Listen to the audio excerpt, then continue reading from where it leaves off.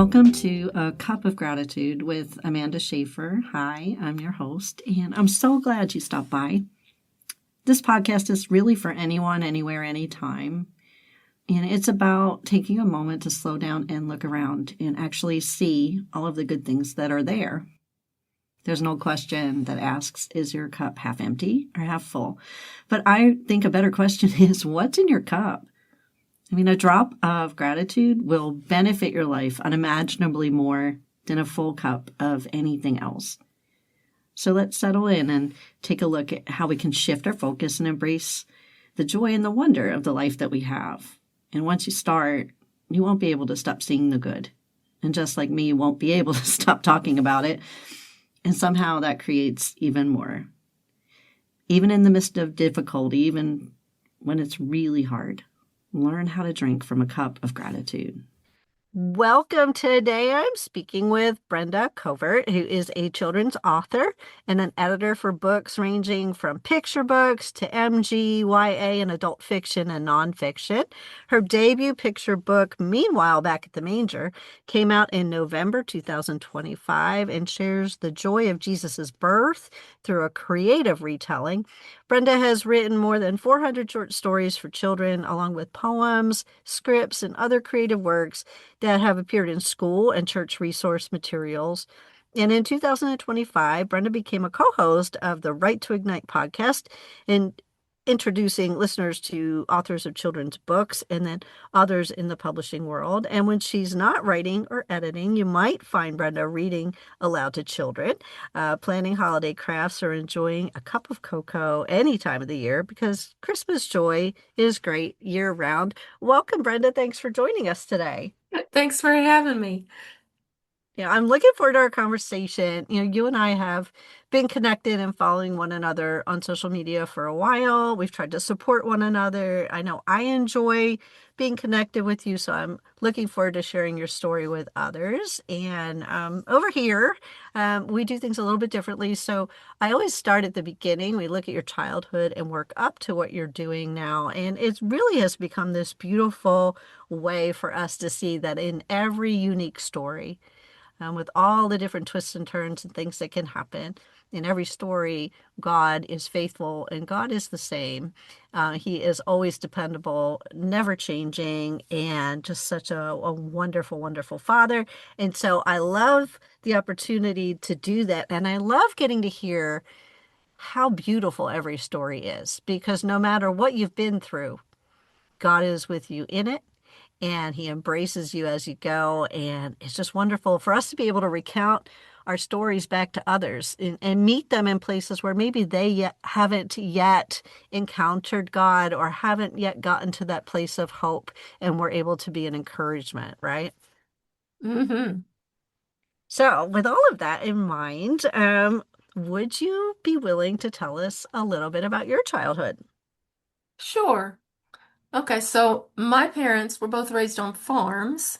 Mhm. So we always lived out in the country and we always had a garden, and my dad kept ducks, pigeons, pheasants, chickens, just about any kind of bird that you could Uh-huh. imagine. He was very much a bird man. He Hmm. was a blue collar worker. Um, both the sides of the family were Christians, so my parents also had been saved, and we were in church every time the doors were open. Sunday morning, Sunday night, Wednesday night prayer meeting, every summer vacation Bible school. Every year there was a week-long revival, and if there was any other special event, we were there. So I was, in the nursery on up in Sunday school learning about Jesus and his love, and running around in the country, watching the bees and the clouds and the climbing trees, and so we didn't have a lot, but we had enough to make a couple of children very happy. We Oh, it did. sounds like a wonderful childhood. Now you said a couple of children, so tell me about your sibling. Yeah, I had a younger brother that when we were little, I guess we were inseparable, but once he started going to school and found out he could be his own person, then he didn't quite listen to big sister all the time. But nice that you had somebody to be with during those years. It sounds like your family spent a lot of time together. I love that you were in church a lot and your family had a faith. Now, you told me during our pre-recording call that you accepted Jesus when you were 4. That's really young. But you Yes. told me specifically that you remember having a dream that you were alone and Jesus had taken the rest of your family, but he hadn't taken you. And it was after that dream that you prayed and accepted Christ. I think that's a really powerful, amazing story. Yeah, I mean, because I had been in Sunday school, I knew the plan of salvation. I knew that you're to confess your sins, confess that you're a sinner, Hmm. to ask forgiveness, and to also, tell God that you do believe that Jesus came to die for your sins, and that He will save you when you ask. And I'd heard all that, but I guess it didn't really hit me that I needed to make a personal decision Hmm. until that dream. Yeah. And in that A- dream, and the way I know how old I was is because we moved a lot when I was a child, and I know Uh-huh. which house I was living in. Okay. Yeah, because that's a young memory. And then you told me that by the time you were 9 is when you got baptized. So I do feel like you really heard the gospel message, but I love how God was so personal as to kind of let you know in a way that a 4-year-old could understand that it was something that Yeah. you needed to do yourself. And that's And what's so it's not that beautiful. I didn't see, in the dream, I didn't see anything other than country. And I was Hmm. walking down a dirt path, the grass and the trees in the distance and the sky, but no one was with me. And it was just a knowledge inside Hmm. that Jesus, because I was 4, I was never away from family. I was Yeah. always with family. So to be alone in this dream, I Yeah. knew that Jesus had come back like they'd been telling me in church, and that he Hmm. took my baby brother, he took my parents, but because I had not asked him to be my savior, I wasn't taken. So, I asked mom questions about heaven after that Hmm. dream, but I didn't tell her about the dream. Yeah. And I And waited until she left the room to say the prayer. I was a very shy child. I but could, that's what's so beautiful about it, right? If you think about it, a good parent, yeah. God knows what's in our heart. And even though you were little, he was able to convey through images and feelings enough for you to be able to pose the question yourself. And so, even though that would be a big concept for a 4-year-old, you had heard the gospel message, you had heard the truth, and he was able to convey to you enough that you were able to make the choice. And honestly, whether you're 4 years old or 44 years old, when you know, and for you to have done it is a beautiful thing. And I think that then going and getting baptized at 9 was also a young age, but obviously you were being immersed in understanding that that's something that you do next. You Yeah. told me something I do want to talk about that I think is pretty cool. So, your second grade teacher did something that you remembered. You drew the nativity in class and you had cut out all the individual pieces. I think it's interesting that you ended up writing a children's book about this time later, right? This is how God uses everything. And she asked if she could put them and use them on the bulletin board. And of course, you said yes. And then the next year, after you moved up a grade, she came to your class to ask if she could display them again. And I was wondering, like, how did that make you feel? And why do you think God pointed that out that way? Well, I was surprised that she still had them the next year, but on both occasions, I was honored and proud that she thought it was good enough to put on display. I also, as an adult, believe that maybe there was some separation of church and state going on and you couldn't do religious things. But if a student had done it, like maybe Mm, she couldn't go out and buy, hmm. a nativity set for the room, but because one of her students had Hmm. drawn it, that she could use it. So I'm Oh, wondering if very, maybe that was part of it. But that was yeah. Miss Banheiser. I still remember her name. I loved her. Yeah, that's awesome. And for me, as somebody who spends a lot of time sitting with God and looking back over people's lives, kind of from like a bird's eye or God's eye view, and not, just looking at one thing at a time, but looking at the whole thing, that was a nod to you. And something that you held on to that would get you to this place all these years later. We end up writing a children's book about Yeah, and nativity. you're the one that pointed that out to me because I never connected the dots. I only think it's because God pointed it out to me as he always does because of this process of going back. We see a lot of things that we would have missed.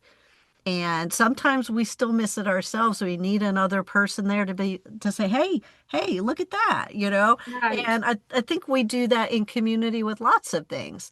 A lot of people don't know what their spiritual gifts are, but if you ask the people around them, they'll say, "Oh, she's an encourager, or she has a gift of hospitality, or she's a teacher." And, it's like we recognize things in one another and we're able to point them out. And I think community is so important for just those reasons that sometimes we have blinders on to things that others can help us see are from God or how God was working. Yeah, we're so close to the picture that we can't see it clearly, where someone who's Yeah. stepped back, they can see it. Yeah, exactly. Now, you told me that you pretty much got along with everyone, and from knowing you, I can imagine that that is the case. But you made a best friend in like fifth or sixth grade. What was so special about that friendship? Well, she had just moved to the class and or to our school, and she was a lot like me. She came from a Christian family and was also not allowed to wear mini skirts. So, Mm. the two of us were called old-fashioned by the other girls in their mini skirts. Hmm. So that was a connection right there. But yeah, she was smart, I was smart. There just seemed to be a thing like if you're smart, you hang out with the other smart kids. Hmm. But she was also a Christian. Yeah. And I don't know, we just got along really well. We both liked Spanish and there were just well, and she had one younger brother. Yeah, so I'd Hmm. say Yeah, lots we, of things in we were a lot common. alike. Yeah. Yeah, that's awesome. It's also helpful when you're part of a family that does things different than the culture to have somebody else that gets that and to not Yes, have to do that alone. So I like to absolutely. see who God peppers into our lives to kind of support and encourage us. So your mom was a homemaker. She ended up having a daycare in your home for the school teachers' kids. Um, Yeah, that so was the God thing. That was yeah, the God thing. yeah. Tell me a little bit about that time. Well, that might have been kindergarten or first grade, and you would go off with like a speech therapist, Hmm. like we were all getting tested. And I didn't end up needing speech therapy, but while I was alone with the speech therapist getting tested, she was like, "So you live right across the street?" Yeah, and it's like, "And is your mom there?" Yeah. So just, gleaning some information from me, she then got in touch with my mom to ask if Hmm. she would be willing to watch her child. And Hmm. then it was just word of mouth. Mom never, had an ad or anything anywhere. It was Yep. just word of mouth how it spread because being right, I mean, we lived out in the country, but out in the country, right across the highway was this elementary school. So it was perfect for teachers on their way to work to just come over and drop their kids off. I mean, there weren't a lot. Hmm. Mom wasn't crazy. But that's These are awesome preschool children. that God provided in that very natural, organic way. Now, Yeah. we talked a little bit about once you got into junior high and high school, and you had said that because of your upbringing, you really had in your mind that you didn't want to kiss anyone who wasn't your husband. You didn't really date a lot. But in high school, you told me that your brother was skipping school a little bit, doing some things that didn't line up with what you believed, and that you tried really hard to be good. Um, can you remember, like, was that something you put on yourself? Was that It something was that? definitely, that was before is it called purity culture? Mm-hmm. So my making that choice was completely on my own. And I would say now my church was well, let's just say Baptist and somewhat legalistic. Mm-hmm. There were rules, but I was a compliant child, so I love rules. Yeah. So I made these, it's not that someone told me because, my mom dated before she met my dad, and I'm sure she kissed some of those guys. She had boyfriends. So it Mm-hmm. wasn't that someone told me that I shouldn't. I just felt like that was a good idea Mm-hmm. not to do that. Yeah. And my brother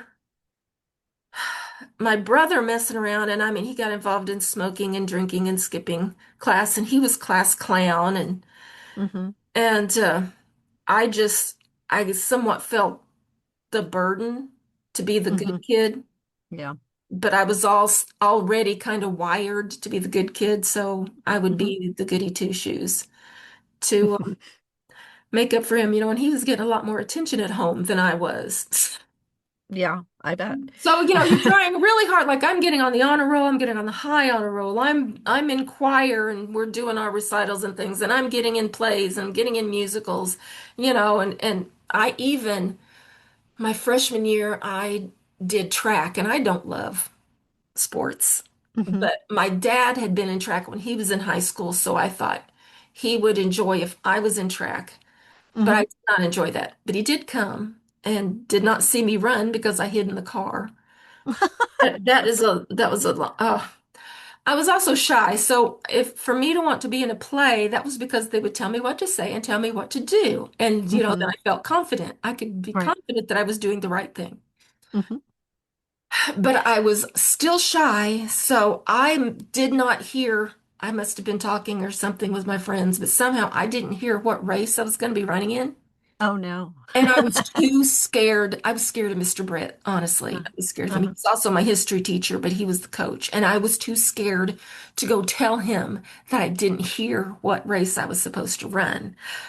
So I hid in the car and I got yelled at later and I never went back to track. So that was a big failure. Okay. Well, we all have Tried to things please that, my dad. yeah, we all have things that we do, and when we figure out, really, you weren't that interested in it. You were trying to please your dad. So Yeah. honestly, it's probably a good thing. So you told me that you ended up going to college, and that you met your husband, your former husband, when you were in college, and you told me a little bit about his strong faith, that he already knew how to cook. When you started off to school, I mean, you had to do things like your own laundry and things you hadn't done before. So tell us a little bit about what was that college life like? What was that relationship like? Um, well, I didn't meet him until my junior year, so Hmm. I started out going, and I didn't know how to do anything. And it's not that mom didn't want to teach me. She tried to teach me how to do laundry, but I didn't care. So, Hmm. I did it if I was told to do it, but she would have to tell me the steps anytime I did it. So I got there not knowing how to do my laundry, and I didn't know how to cook. I mean, I would help mom make like puddings and jellos and desserts. I love desserts. I did not learn how to cook anything else. I didn't want to learn. Hmm. And we were busy because, we had kids there, and when I got older, I did help with the daycare. Hmm. So really, like mom might start dinner while I'm still with the kids. So it just worked out that way. But there wasn't really any cooking in college. Being college students, you just go to the cafeteria. Hmm. But it was exciting and exhilarating to be an adult. It was also scary when you didn't really know what to do. And I mean, I found Yeah. myself crying in the laundry room because my roommates who had told me that they would help me were busy and off doing other things, and I needed to do my laundry. So I had to go down there and figure out all that stuff myself. But you did it. I did it. Yeah, Yeah, I did. that's good. Now, tell us a little bit about meeting him in your junior year, and you guys got engaged when he was a junior, correct? Yeah. So Okay. like yeah, a little over 2 years after we met.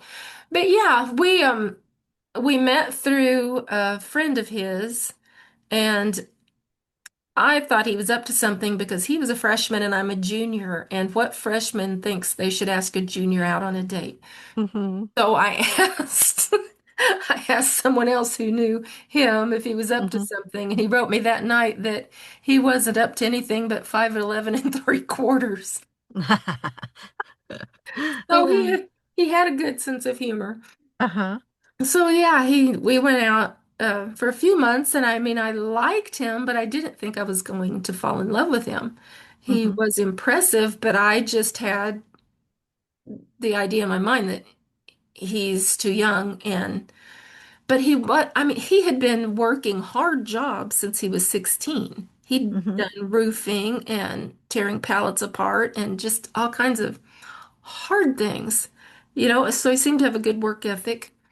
Mm-hmm. And he had learned to cook because his mom worked outside of the home. And so if he wanted a pie, he had to bake the pie. So he kind of taught himself how so that was all impressive. But I was praying that God would change his mind because I didn't want to break his heart. So don't let Mm-hmm. him fall in love with me. I like Mm-hmm. him. I don't know. And then there was a chapel message about how you should be praying for change in yourself instead of changing other people. Okay. And I was convicted. Yeah. So I told the Lord that if he was the one, Mm-hmm. he was going to have to change my heart. I didn't really want him to, but if he was the one to change my heart, I mean, and in 2 weeks, we had had a, a, a long conversation about his life and his childhood and his beliefs. And it during that conversation, I had the epiphany that everything that I had prayed for in a mate, he had, Mm-hmm. which I had never seen that before. Yep. And that is when the spark happened. Okay. And so you guys did get married, and you had told me that after 5 years of marriage is when you started trying to have children, but nothing was happening. Y'all had heard about foster parenting and looked into it, but at the time your husband wasn't on, completely on board with that. Then the director of the boys' home in your area came to your church to talk about the boys who had no family. And that's when your husband's heart was changed. So you guys got licensed to be foster parents. And the first two babies that you took in ended up relinquished for adoption. So you adopted each at age 2. You told me that your son is 34 now, but he was 1 month old when you got him, and your daughter, who's now 33, was 5 weeks old when you got her. So tell us a little bit about what that was like. Well, everybody, I was 30 by that time, or Hmm. 29. By the time everybody's having babies but me, and I had always thought I would have, two or three or maybe even four. Hmm. And we had not tried in the beginning because we were like, we're going to have fun and we're going to travel and stuff, and then we'll start our family because we're enjoying life together. So we're just going to wait. And then when we decided we were ready to have kids, nothing was happening. So I had heard about drug babies being born into foster care while their parents got treatment. And up until that point, I really hadn't heard of foster care. So I called to ask about it and found out how you can get qualified, Hmm. all the training and everything and the background checks. And I talked to my husband about it at the time, but originally he was like, it would hurt too much to let them go, which Yeah. is what a lot of people, say, I can't do Hmm. that because it would hurt to have to give them back. But it was when Reed Lehman came and talked to the church about those boys that, didn't have anybody that just broke my husband's heart. And he was like, why am I worrying about how I'm gonna feel Yeah. when Yeah. there are kids out there that need someone that care that much? Hmm. So that's when he said okay, and we did it and brought Barron home. And then when we always thought Barron was going to go back to one or the other of his parents, they were not together. Hmm. So at about 10 months, when he was 10 months old, one of the caseworkers told my husband, "We've got a little girl for you." And he's like, "Okay, tell me all about her." And he came home and told me I was still working full time. He Oh, was wow. he was running a business from home, Hmm. but I was working full time. And so he told me about it, and I was like, "Have you lost your mind? That'll be two kids in diapers, twice as many bottles." And he says, he's like, "Don't worry about it. I'll take care of it." And he was good about getting up at night, Hmm. to take care of a baby if they needed it. Well, that's awesome. That's like a big turnaround to go from no, not at all to I want two of them in diapers and Yeah. I'll tip Well, and it. Yeah. we did think that we were going to lose Barron. Hmm. So having a little girl, our home wouldn't be empty. Hmm. Now, when we got her, she was born prematurely, so that's why she was in the hospital for 5 weeks. Barron was born in December, and because it was Christmas time, I think he had to go through withdrawal because he was a drug baby. Hmm. But because it was Christmas time and caseworkers were so busy, and collecting gifts and getting the gifts to foster families and things, that they just left him in the hospital until the beginning of January. So Oh, it wasn't wow. that there was anything wrong after the first 10 Hmm. days. They just didn't have time to deal with that. So Yeah. that was a disappointment. But anyway, we staged Christmas pictures with him so that he would. Oh, And we so, thought we were just fostering and we'd be giving them back. So, I mean, I yeah. was taking pictures of everything. I was taking notes. Here's what they like to eat. Here's Hmm. Hmm. here's their favorite songs. Oh. So when you got to keep them and have your family, you guys really kind of hunkered down and grew into a family together. You told me there came a time where your husband ended up switching from doing an accounting business to owning a limousine business. You were homeschooling the kids, and then you discovered something really difficult. If you want to talk about it, you want to tell us a little bit about that? Yeah. Well, to backtrack a little bit, he had been accounting, but then he got to the point where jobs were wanting him to work salary, but work 50 to 60 or more hours a week, and he was starting to get ulcers.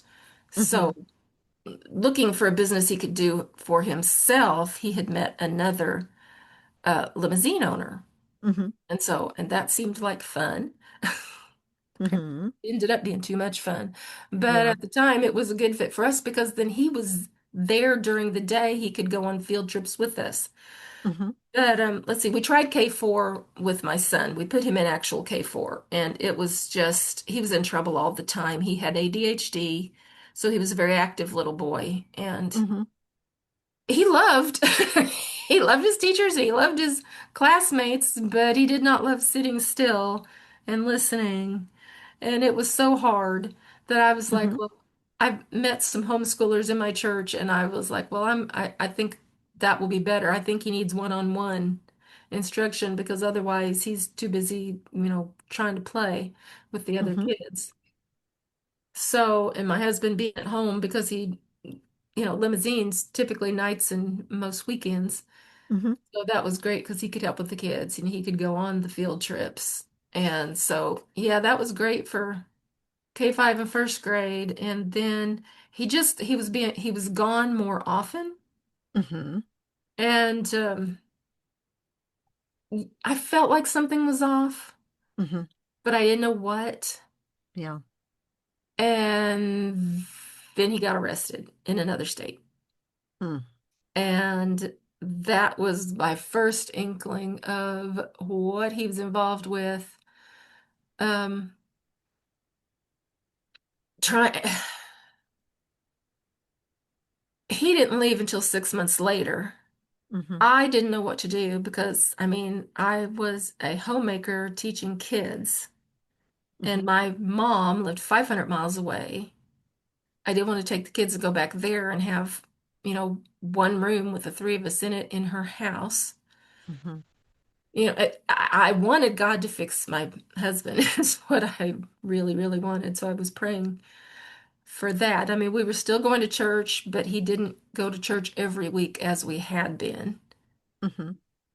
And so we limped along for a few more months. And then I discovered a note in the back of the limo from his girlfriend. So Oh just boy. I discovered he was cheating on me. Mm-hmm. And I mean, that was bad enough with the criminal activity, only he said he wasn't doing anything wrong and nobody could make him stop, Mm-hmm. which was nuts. But here he is, he's also cheating on me. So I called my pastor Mm-hmm. to tell him what was going on because I didn't know what to do. So he Yeah. told me what to say to my husband. He said to tell him that you are willing to get counseling if he's willing to get counseling. But if he Mm-hmm. is not willing to get counseling, there's no reason for him to stay in the home. He said, do not leave your house Right. because he'd had other women in the church who had left, and then, like, the husband had claimed abandonment and just Mm-hmm. terrible things happened. He's like, do not leave. Just Right. tell me that. So I dropped the kids off at Vacation Bible School. And then I told him that I knew about the other woman, Mm-hmm. that I loved him, that I was willing to get counseling, but if he was not, then there's no reason for him to stay. And he jumped up and packed and left. I'm so sorry. So when I went to get the kids and brought them home, their daddy was gone. And at Oh, the time, that's we were bad. also fostering another little boy, and every morning he would come to the bedroom and look for his papa, Mm-hmm. who was no longer there. So that was a very stressful time. I still thought, well, God's gonna fix this. He's gonna realize he can't live without us. Yeah. And in the first year he would come twice a week to visit. And then the second year he came twice a month Mm-hmm. to visit.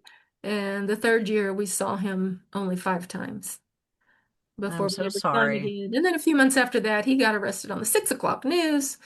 Oh, I right. didn't see it, thank goodness, but a friend of mine called and asked, is this your husband's name? I think I just saw him on the news. And so Mm. that was devastating. Mm-hmm. But yeah, so his crimes eventually caught up with him. But God, right? So God carried me through, yes. he did, you told me like when he first left, there was a vehicle that was going to be repoed. And so somebody donated a car for you to use from church. When your Yeah, house went into foreclosure, a deacon in your church found a home for you, and 25 people helped you pack and move. Someone helped by watching your kids. You moved into the rental home of another church member that had been recently vacated. At the same time, another church member gave you money. God just moment after it all moment fell after moment. together. I mean, I had Yeah. been crying that weekend because I didn't know what I was going to do. I'm like, we're going to be hmm sitting on the curb. But All God is so good to show he up is. when we can just believe one day at a time. I think sometimes we want to see the finish line or we want to see far into the future, but in the same way that He provided manna one day at a time in the desert, I think it it keeps us dependent. It keeps us seeking His face. It keeps us from wandering and doing our own thing. If we can just trust Him for one thing at a time. And I love that we can look back and see how faithful He was. And you told me you looked for jobs that you could do from home, and you had studied Spanish in high school and in college, and that allowed you to get a job typesetting Spanish menus at home. Now, this is why we go from the beginning. When you look at all of the different little things, right, that don't seem important, and yet God uses them. He uses them to bless us. He uses them in our story, right? So you Yeah. and both your kids, you were able to do homeschooling, working from home. And that sounds like a lot because there were special needs as well, but God provided. Yeah, and but I didn't even look for that job. Yeah, That just was came to you. that was one of my husband's roommates in college hmm who knew us, and when he found out, he was the one working at this I don't know if you call it a typesetting company or hmm specifically a menu company, hmm but when he heard that my husband had left, he had hmm known me in college. He knew that I studied Spanish, so he called me and told me Wow. to apply for that job, which I could do from home That's because they were looking for amazing. someone. Yeah. It's like most of the jobs I got back in that day fell into my lap. I didn't know they hmm were available. I didn't know I could typeset, but In my last office job, I had worked with a program called PageMaker. My job Hmm. even sent me off to a college to do one of those day courses. I think it was a Hmm. 2-day course. Sure. And that was the program that the menu company Oh, used. So, that's such a God story. That's amazing. And you told me that every month something would happen that would help you pay rent, and like a year later, you're telling a friend that you needed more work, and she ended up passing along information about writing reading comprehensions for kids in the educational market, and you were hired to do that, and that owner wanted an editor, and you got to do that as well. I mean, all of the things that led up to what you're doing now for the Lord, right? In mhm. Which is pretty amazing, but they also provided for you. Now, the great thing about God is sometimes he gives us things where we have to do our due diligence, right? He'll give us a blessing, but that doesn't mean you don't work hard, and but he'll meet you in the moment, and he'll bless you. And then when we work hard and serve back, then he blesses us with the next thing. And it's a pretty beautiful part of your story, every single step along the way. So tell us a little bit about, you had a love of reading and writing. How did it feel, getting to be an editor and working in that capacity? Well, it was incredible because, first of all, I didn't know that kind of job existed. And I Mm-hmm. certainly didn't know that I was qualified. Mm-hmm. So I would never, if she hadn't have brought it up and said, here it is, they're looking for teachers who are writers. And I'm like, well, I'm a homeschool teacher. So, but I wouldn't have gone looking for that myself. Mm-hmm.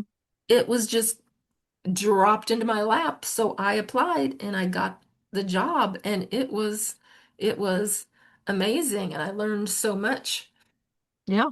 And that experience led you to being able to work as an editor for Ambassador International Publishing House. And you're a member of the Write2Ignite group. And you got this idea for a picture book during your Write2Ignite book masterclass. And you finished the story in time for a query letter for your masterclass. And then you pitched the story to Sonder Kids, because they were part of that masterclass. And they didn't pick it up, but they did offer you encouragement.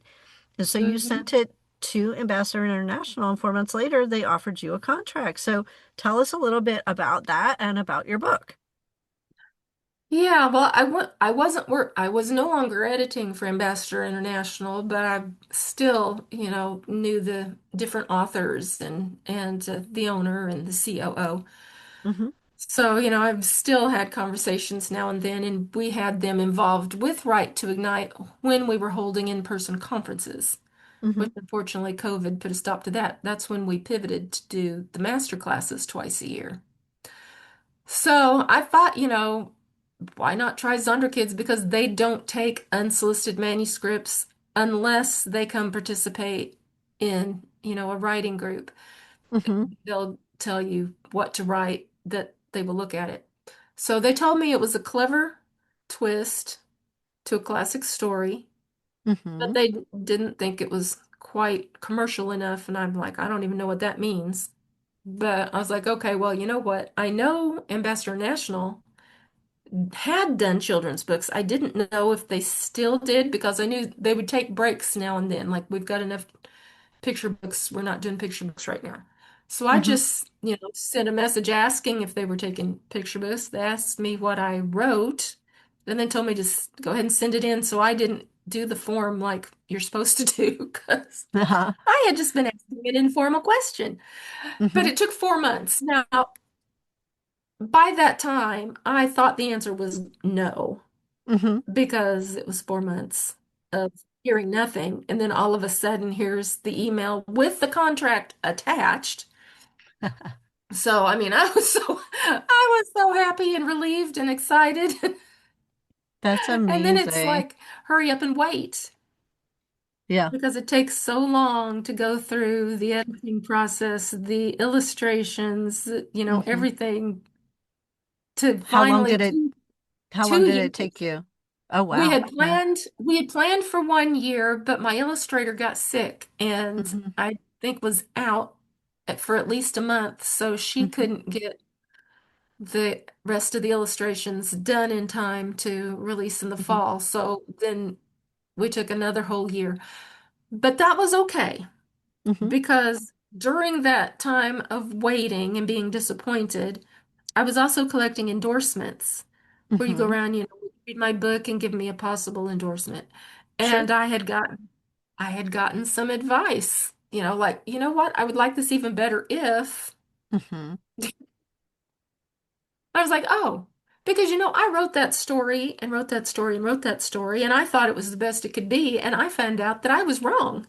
Hmm. It could be Isn't better. that So I was isn't able, that an amazing part of the process? I don't think people know if they're not an author that really there's a lot of community and a lot of other voices that get to speak into what God's given you to do, and it always makes it better. You have beta readers, you have editors, you have endorsers, you have all these different people, and if you're with a publishing house, normally have like a developmental editor first, and then and then you have line editing afterwards. And there's all these different stages and all these different ways that it could be. And it's really, really a community effort, even though it's your story and you're writing and you're the one who makes all the final decisions. Other people give voice to things that maybe you might not have thought of, or something that you didn't think was confusing, but they found it confusing as a reader. That really makes it the best it can be. yeah. And that's what I discovered that I really did need another year so that I could Yeah, say, hey, since we haven't gone to publish yet, that's can I awesome. change this a little? Can I change this? Honestly, and God does whatever God does to get every project done however he wants to do it, because it's part of the story, right? And you have so many things that led up to this that make sense that God would give you this. In my case, I wasn't even trying to write a book. I had somebody come on the podcast as a guest who was a developmental editor for a publishing company who asked me a question off air when we were done.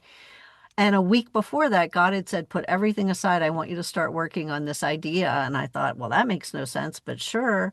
So I was able to answer her and say, oh, well, I'm doing kind of like a book version of the podcast. I'm going to do my own story from childhood up until now. And then the second part will be questions that I've learned to ask people over the past 5 years of podcasting to help them really see God and understand all of their stories so they can share their story.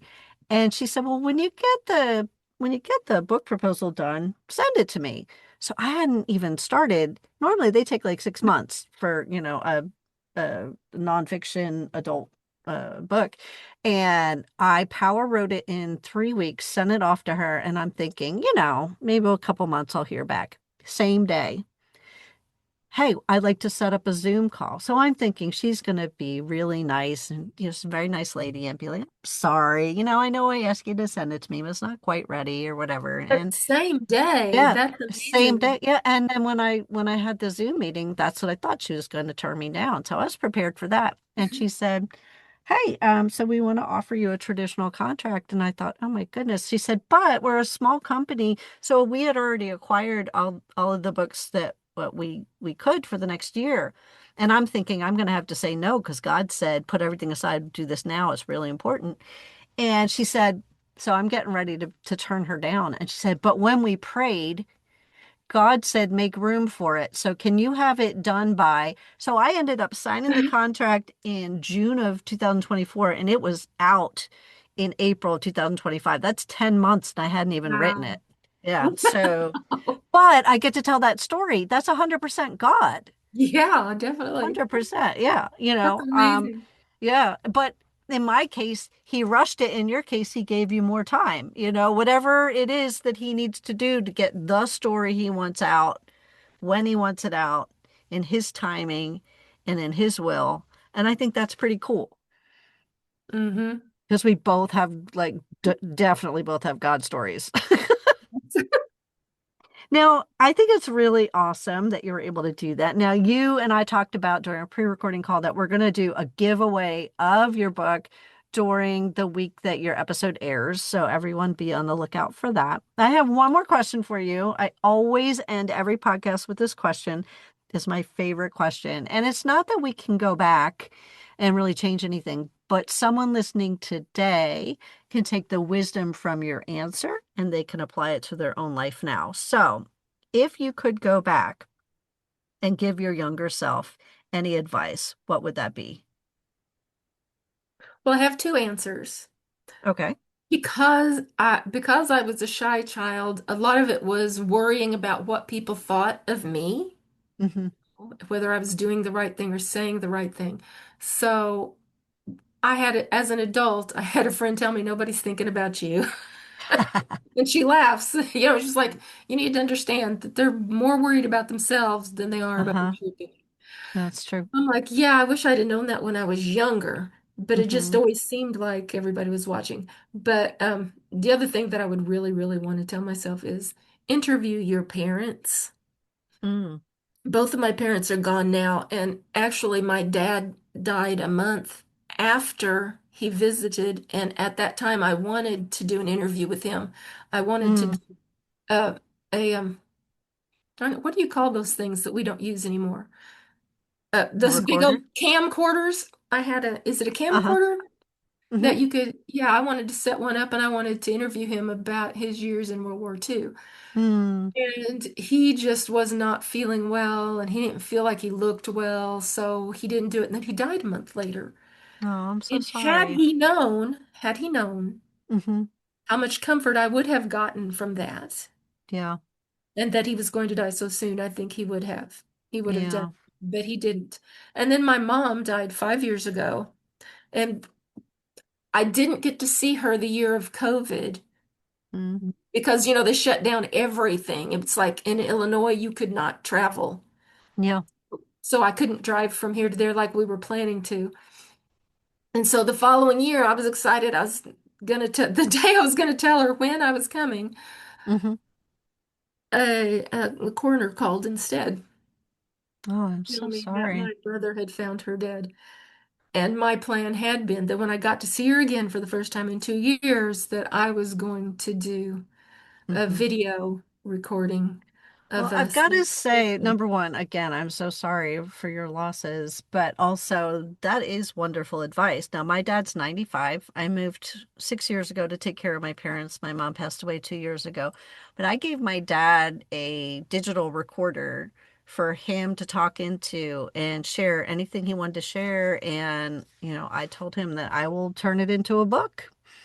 And one of these days when I have the time, I will. But if I don't get the time until he's not with us, I at least have it all down. So I do think that's really great advice Mhm. because they have so many wonderful stories to tell. And if you're listening out there, it's important. And not only for us to know some of the stories, but also for them to get the chance to leave a legacy. Yes. Yes. Yeah. Now I had my grandma, my mom's mom, one Christmas, I gave her one of those grandparents books that Uh-huh. is just full of blank pages and places to put photos and, tell Mm-hmm. about your early life, tell about when my mom was born, tell about when I was born, tell about religion, tell Mm-hmm. about politics, which she said no comment. But Wise woman. when she gave that to me, because I was like, this is all I want for Christmas is I want this Mhm. book filled out. And she said, I wish you'd asked for just about anything else. Yeah. But she did it, and I treasure Mhm. that. And I gave one to my mom, but I don't think Mhm. she ever. Yeah. I never saw it again, so I don't know what happened. But yeah, because after your parents are gone or any of your loved ones, Mhm. you're gonna have questions and you're gonna say, wow, I wish I'd have asked about that. But when you're Yeah. young and self-centered and thinking about your kids and your job and Mhm. you leave it until it's too late, you're gonna regret it. Yeah, that's true.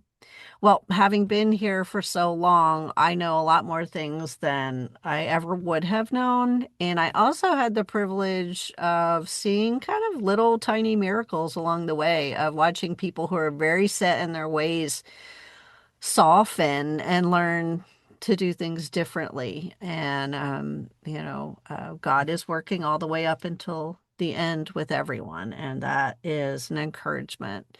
Well, Brenda, you and I could go and each get a cup of coffee and talk for another few hours, I'm sure. But in light of time, we do need to wrap up. But I just wanted to thank you again for taking the time to share your story. You're very welcome. I'm glad to do it. And this was not a terrible experience. Well, that's good. Oh, you always, or at least I always worry. Are they Yeah. going to ask me something that I don't have the answer to? Am I just going to put my foot in my mouth? I don't know. We should, Well, it's why we pray before we start, and it's absolutely. I woke also up praying. yeah, it's also why we do our pre-recording call and get to know one another. And God has really helped me learn how to steward and guide a conversation along. And so, he's part of why it was a good experience. And so I'm glad to hear that. And that's what I want everyone to feel like when they come on to share their stories. So thank you for that. All right. I hope you have a great day. Thank you. Hey, so I just want to thank you so much for spending your time with me. And I want to challenge you to go out today and to just take notice and to stop and really look around and find at least one good thing, one thing to be thankful for. If you do that today, you're going to find so many more things tomorrow without even trying. Because once you start, you begin to see what's always been there. And if you need a refill, you can come join me again for another cup. Make sure to subscribe and have an awesome day and go be grateful.